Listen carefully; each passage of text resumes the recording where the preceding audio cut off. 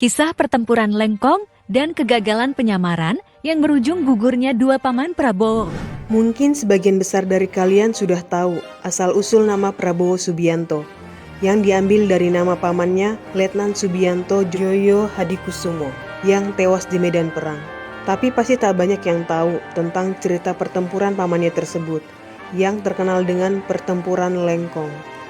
Jadi begini ceritanya, pasca proklamasi digaungkan, Tentara Keamanan Rakyat berusaha merebut persenjataan Jepang di desa Lengkong, Tangerang. Namun, pasukan Jepang di Lengkong menolak keras dan menunggu sekutu menyerahkan senjata. Berbagai cara dilakukan hingga menemui jalan buntu. Sementara keadaan sudah terdesak, diputuskanlah strategi untuk melucuti senjata dengan bantuan para taruna Akademi Militer Tangerang. Dipimpin oleh Mayor Dan Mogot, mereka tiba di Lengkong menyamar mengelabui tentara Jepang. Awalnya penyamaran berjalan lancar.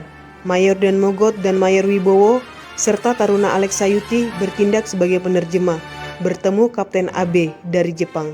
Sementara itu, para taruna yang berada di bawah pimpinan Letnan Subianto menyebar ke barak-barak tentara Jepang untuk memulai aksi pelucutan.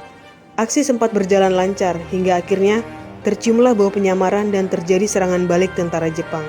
Pertarungan tidak seimbang dan mengakibatkan gugurnya Mayor Dan Mogot, 37 orang taruna, serta kedua paman Prabowo, yakni Letnan Subianto dan Suyono Joyo Hadikusumo. Kisah kedua paman Prabowo juga diceritakan Prabowo dalam buku biografinya.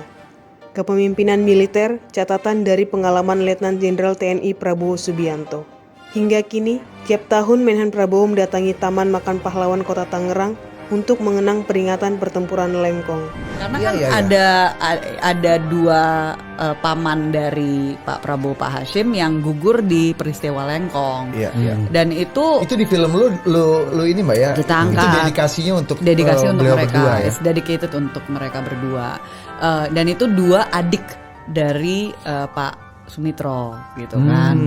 Berarti omnya paman ya, omnya bapak lu Pak D sama bokap gitu kan. Dan